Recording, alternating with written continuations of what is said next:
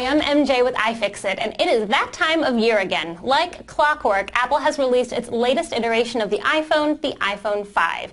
It seems as if anybody who's been paying even casual attention to the tech and Apple blogs knew all about it well before Apple even announced it. From the larger screen and body to the updated dock connector, we've been getting sneak peeks at this new iPhone since as early as May of this year. And interesting as those leaked product images are, they don't do much for us here at iFixit. We don't think we've really seen a device until we've done what we do best, and that's tear it down. Thanks to the international dateline and some frequent flyer miles, our co-founder Luke Souls traveled all the way to Melbourne, Australia to stand in line all night long to get his hands on the iPhone 5 a full day before any of us in the United States have the opportunity. While the iPhone 5 shares some superficial similarities to its younger siblings, the 4 and 4S, it has, in fact, been entirely redesigned. The first and most striking difference is the 8.6mm increase in length, which makes room for the larger 4-inch Retina display. The display now has a perfect 16:9 aspect ratio and a pixel resolution of 1136 by 640. You might say that the iPhone 5 finally hit adolescence, as it's not only gotten taller, but thinner too. It lost some baby fat to measure in at 7.6mm, which is 1.7mm thinner than the 4S, and saw about a 20% decrease in its weight, coming in at just 3.95 ounces versus 4.9 ounces for the 4S.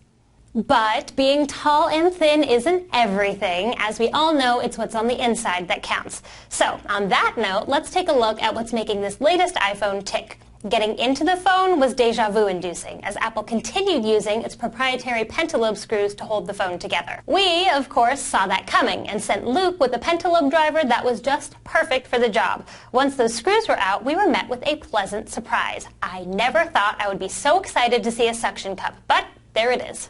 A screwdriver and a tiny suction cup are all you'll need to replace a broken display, and this is going to score huge points in terms of repairability. Apple has returned to a top-down construction with the iPhone 5, and anyone who's ever swapped their broken screen on their iPhone can tell you that this is great news, because rather than digging through all of the other internals to get to the display, on the iPhone 5, the display is the first thing that comes off. For context, replacing the display on an iPhone 4S takes 38 steps, and the quickest I've ever done it is 45 minutes. It looks like the iPhone 5 will take just a few steps, and likely 5 to 10 minutes.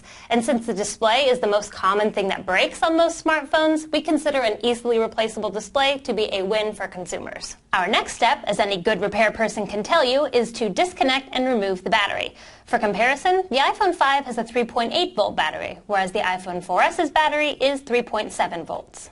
How they're getting increased performance from a battery that's only marginally more powerful is still a mystery to us, though my money is on a combination of other hardware and software improvements. We'll probably know more about the battery performance as soon as we get a closer look at the chips. And speaking of chips, once the battery is out, we got our first look at the logic board, and on it are lots and lots of goodies. As we worked toward freeing up the logic board, we noticed that there were all kinds of metal-to-metal contacts inside the iPhone 5. Our initial guess is that this could be some kind of an antenna, but only time will tell.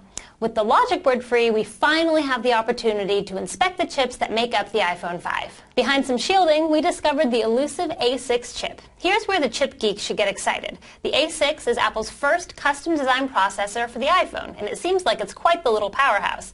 Early Geekbench scores show a 150% increase in performance from the iPhone 4S, and we can verify that it does have 1 gig of RAM. This is not a minor upgrade. We'll have a lot more information about the A6 processor once our pals over at Chipworks really have a chance to dig into it, so keep your eyes peeled for that. Another chip of note is the Qualcomm MDM9615, and I'm not sure if you know this, but the Qualcomm MDM9615 is kind of a big deal.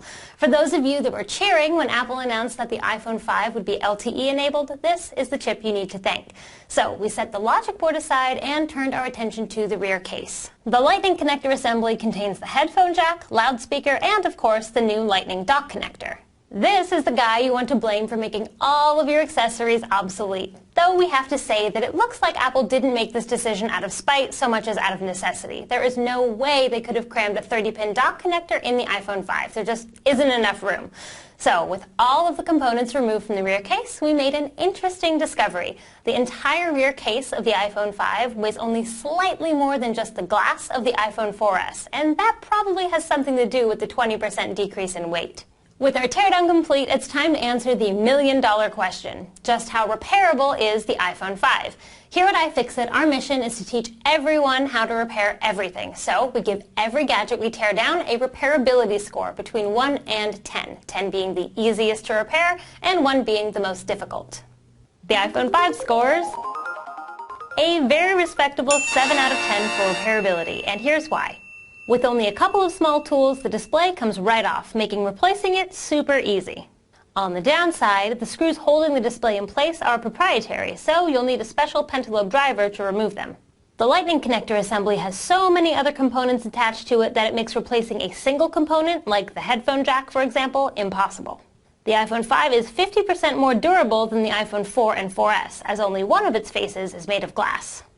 While the iPhone 5 isn't a perfectly repairable device, it is certainly a refreshing change from recent Apple devices like the iPad 3 and the MacBook Pro Retina, which scored an abysmal 2 and 1 out of 10 respectively.